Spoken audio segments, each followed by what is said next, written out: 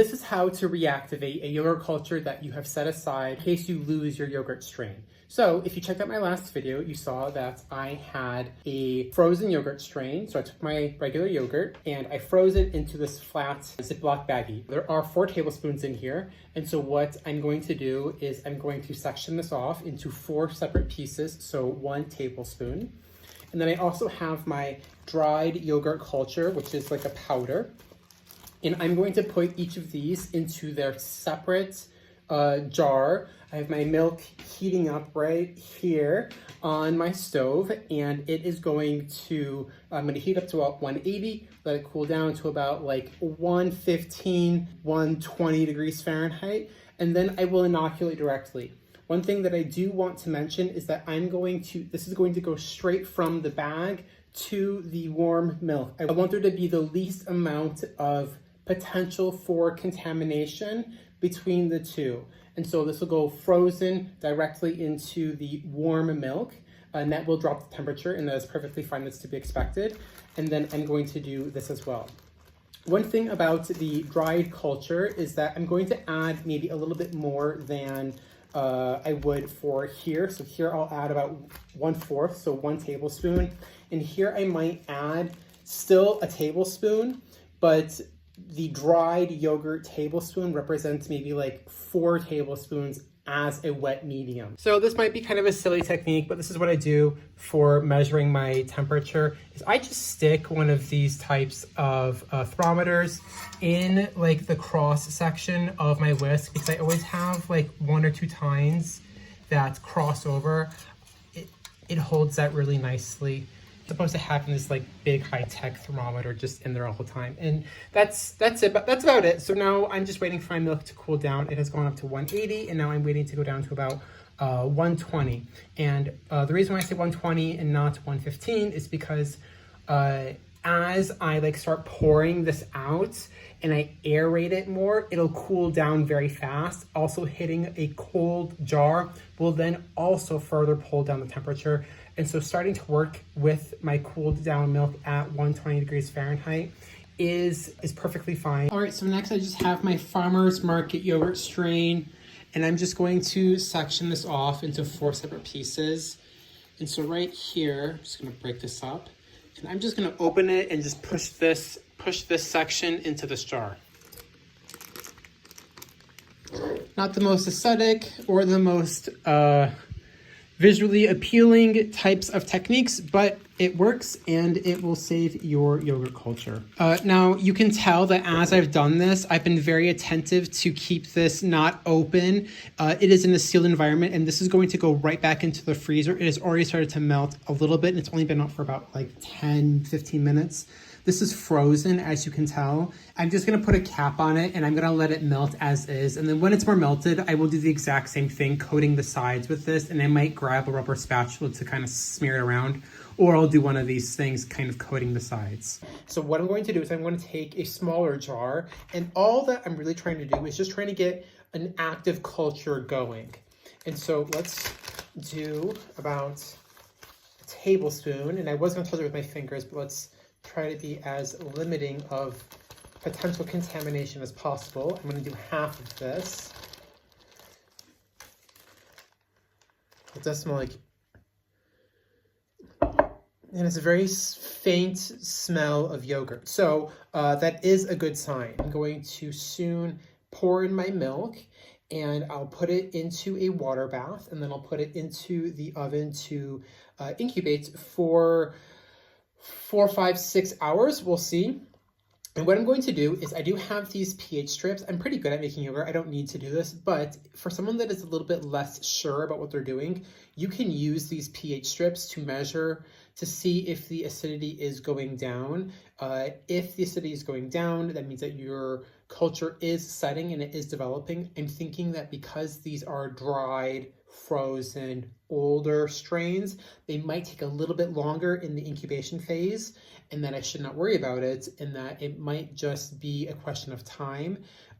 So if it takes longer, I shouldn't have to worry about it. So from memory, if I'm not mistaken, yogurt should be at about like the 4.4, 4.5, 4.6 range. I know that pulling it out of the oven, it will continue to ferment until I put it in the refrigerator and it pulls it out of its fermentation temperature range. And so it will continue to ferment until it gets cold enough. And so that is the reason why it's important to have these go completely to the end of their fermentation and then to put them in the fridge when they're ready and set. All right, so my milk has hit 120 degrees Fahrenheit, so I'm ready to pour them into my jars. So for reference, I have 2 regular jars with my previous quote unquote older yogurt strain, and I have this larger one that has frozen one, and this one has a dried one, so we know which ones are which.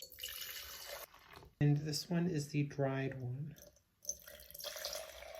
The dried one, I'm going to stir around to get everything broken up a little bit more. Maybe I'll put a lid on this one actually, and I'm just gonna do one of these just to kind of get everything going. You do need to put a lid and screw down on each one because you want to create a closed environment for the bacteria to ferment in. An open environment is more prone to contamination, and that is what we are trying to avoid here. All right, so next, if you've seen my other YouTube videos, you'll know that I do all of my yogurt incubations in a water bath, and so I have this tub that fits perfectly into my little French oven. And what I do is I just run some hot water. I grab my thermometer and probe, and I just fill up the stock pot that I used for heating up my milk, rinse it, and then I'll use it to pour in here. I just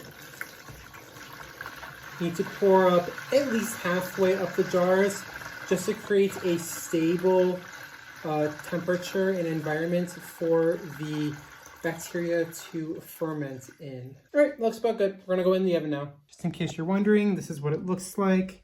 That's about the level of my water. All right, so here we go.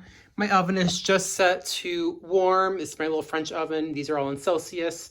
And we're just gonna close this up. If you don't have a warm setting, just put the pilot light on. This is warm enough to keep it. And then when you close the oven, of course, hi Michigan, of course, it retains heat. That's what an oven is for, it's to retain heat. So if anything, just you wanna check maybe the temperature of the water as time goes on, but this should be a stable environment. All right, so it's been about 5 hours, so let's check on these. So these two are the quote unquote older yogurt strain, and we're just going to pop this lid to see what we are looking at. Oh, it had a seal on it, which is a really good sign. Okay, so this is actually really good. This worked. You can tell, hang on, let me see if I can get this is really full. It's set. I'm tipping this quite a bit and the side is sticking, and that's a good sign. So this one is set, which means that this one as well is set. I will still open it for you guys.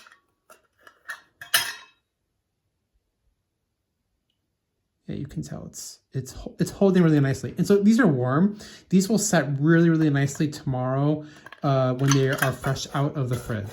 So this one is the frozen yogurt. Try, and that's set. So that one worked. Easy, and you can tell just from how it's not liquid and shaking like a liquid would, like how if I were to do this with my basin, my water would be very easily agitated. This is stable, and you can tell that it's not going anywhere. But I'll show you everything tomorrow. And this one is my dehydrated one. And I'm hoping that this one works. This one is the one I'm the least sure about. Oh, that did work. That did work.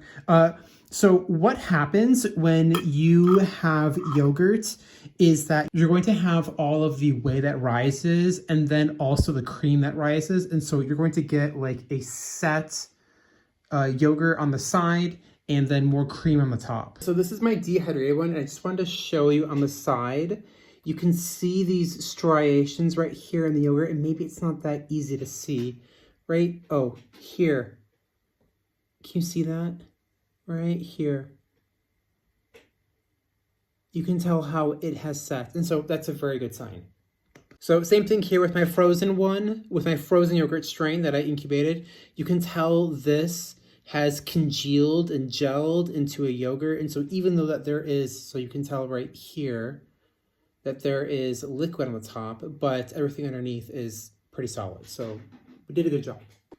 All right, so all of these are going to go in the fridge overnight to cool down, and then tomorrow we're going to look at them, and that'll be it. All right, so hi, we are next day, quite a bit later, so we were a little bit in the evening, and I did have breakfast and lunch, and so I've eaten out of this, and it has been a success. So all three did really work.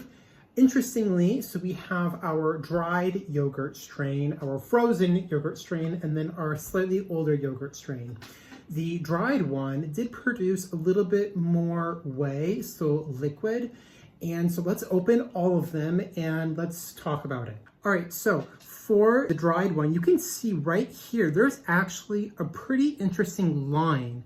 You can see that line of whey, and you can tell right here there are striations, which is a really easy indicator to see if your yogurt has set or not. But in any case, what this video does outline really well is that it is easy to reactivate yogurt from both a dried and a frozen state. So let's open up our dried yogurt experiment. All right, so let's pull these aside, get a little bowl right here. And so you got a slight pop, which is a really good sign. And so interestingly, I have quite a bit of whey here. I'm just gonna pour that off. And then here you go. And it's maybe a little bit looser, but I could easily run this through a cheesecloth and it would be perfectly fine. So how about I give you a top-down view? All right, so full transparency, this is the amount of whey that came off of it.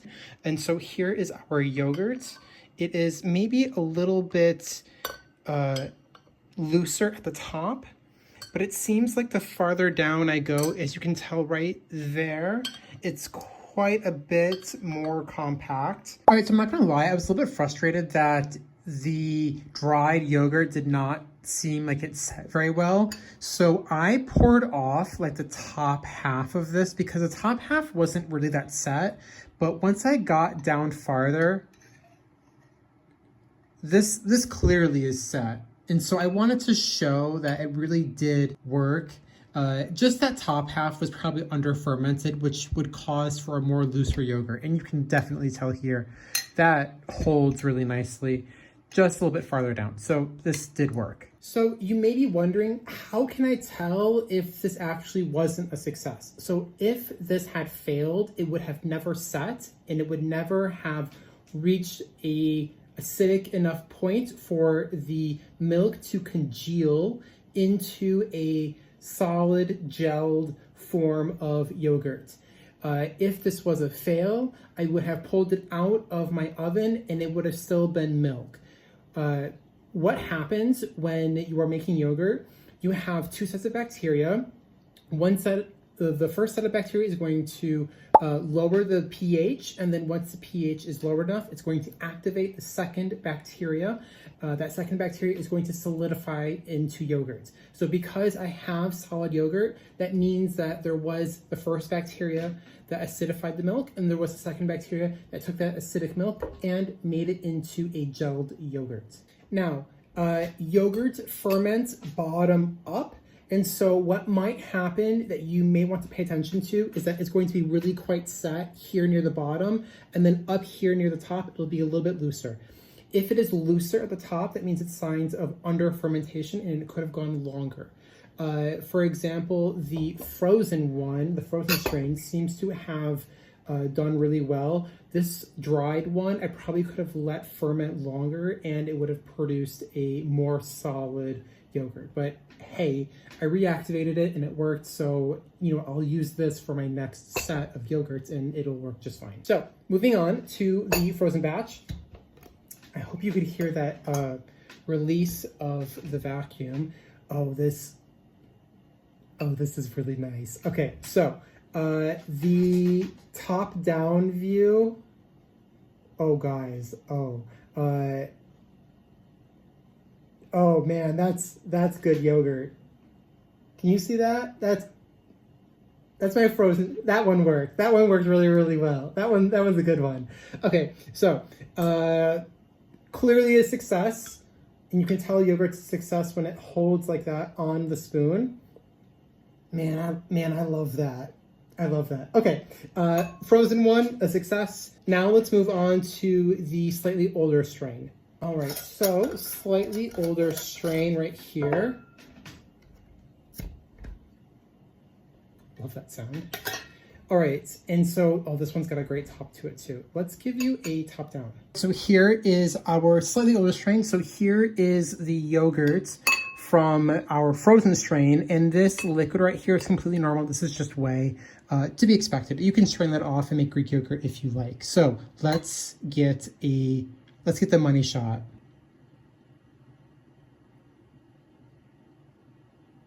Oh man, that looks great. All right, so that is the perfect sign of a successful yogurt. Looks like we did a good job. All right, so that is how you successfully reactivate a frozen, dried, and in an older culture of yogurt.